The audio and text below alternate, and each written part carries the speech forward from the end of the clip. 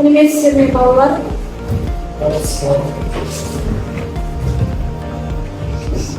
Бүгінгі сабағымыздың аты Arduino бағдарламасында жарық жиектер көмегімен жұмыс болады. Жалпы Arduino бағдарламасында біз не істей аламыз? Қазір әрқайсыларыңызға сұрақ қойып өтетін боламын. Жеке-жеке тұрып, өткен тақырыптар бойынша түсіндірме жұмыстарын жүргізуді жақсына. Сабағымыздың мақсаты білім алушыларды Arduino бағдарламасында радиотехникалық аспаптар көмегімен жарық диодтарды қосуды үйрену және тапсырма орындау арқылы алған білімдерін жетілдіру болады. Ең бірінші бізде кім жауап береді? Arduino дегеніміз не? Және ода не жасай аламыз? Не жұмыс жасай аламыз? Қайсысын сөйлейсіздер? Arduino бұл бағдарламалық жасақтама мен ақпараттық қамтамасыз ету ерекшелігіндегі ашық бастапқы код. Arduino атауы Италияның королі Arduinoның атымен аталған. Ал енді барлығымыз жалпы бір түсініктеме беріп өтсек, жалпы Arduinoға қандай компоненттері жатады, олардың түрлері қандай деген сияқты кім айтады? Arduinoның компоненттеріне светодиодтар, реле, мотор, резистор, цепь, потенциометр, батареялар. Үшінші сұрақ, Arduino платформасында жалпы қандай жұмыс жасаймыз және қандай қызмет атқарады, кім жауап береді? Arduinoның тіпті нұсқасы жабдықтармен итальяндық Smart Production компаниясы өндіреді. Arduinoның нақты өндірушілердің бұл ресми ақпараты 2002 және 2014 жылдары жарық шыққан. Ресми шығарылған тақталарда Arduinoның түп нұсқасы жабдықтың итальяндық Smart Production компаниясы және Smartphone компаниясы шығарады.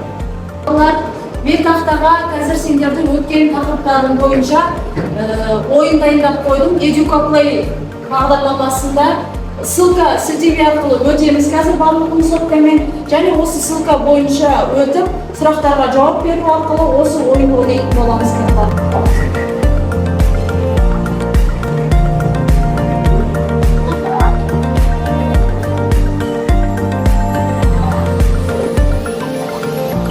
Ал енді балалар, барлығымыз тақтаға назар аударайық. Бұл бізде бірінші тапсырма. Бірінші тапсырма бойынша жарық диодын резисторлар арқылы схема бойынша қосатын боламыз. Сіздерге кодтар берілген, сол кодтар бойынша барлығымыз жазып, жарық диодтарын қосамыз. Қазір алдыларыңызға, барлықтарыңызға бағалау парақтарын ұсынатын боламын. Бұл бағалау парақтарында сіздер өздеріңізге баға беру арқылы бағалайтын боламыз. Қазір мен сіздерге каждыйыңызға жеке-жеке үлестіріп беретін.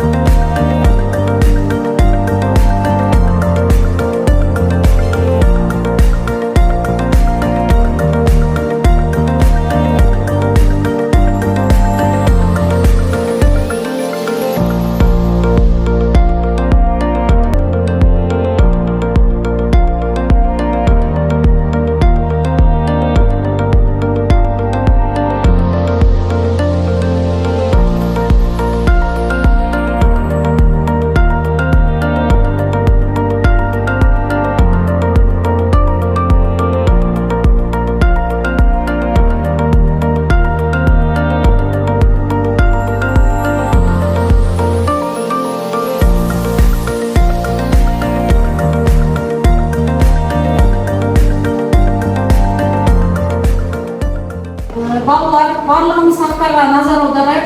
Бұл сіздерде екінші тапсырма. Екінші тапсырмада Arduino платасын үш түсті жарық диодпен қосамыз.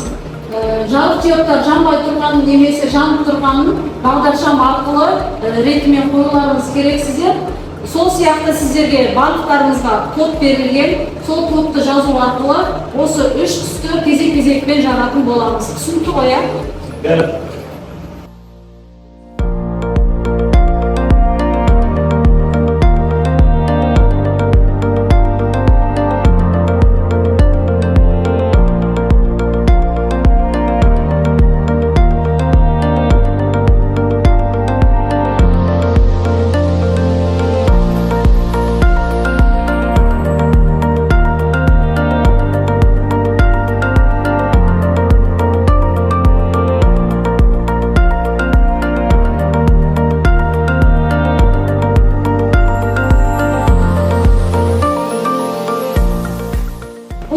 үшінші тапсырмада Arduino компоненттерін анықтау арқылы сәйкестендіру жүргізетін боламыз. Яғни сіздерге қайтадан сілтеме жіберілетін болады. Сол сілтемеден өту арқылы Educa Play платформасында әр Arduino'ның компоненттерін бірдей қылдырып тауып, бірдей ашылған ұяшықтар сіздерде дұрыс жауап болып есептеледі.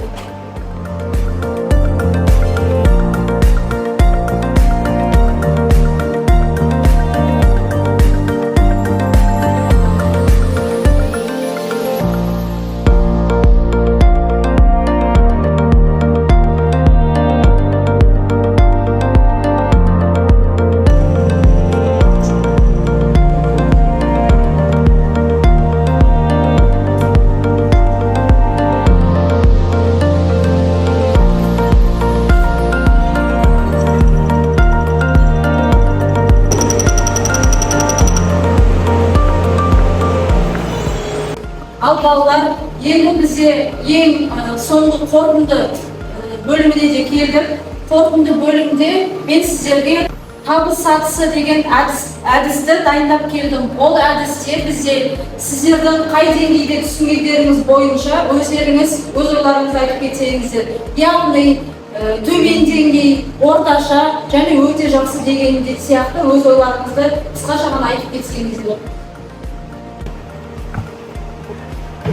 Сабақты өте жақсы түсіндім, себебі көп затпен таныстым.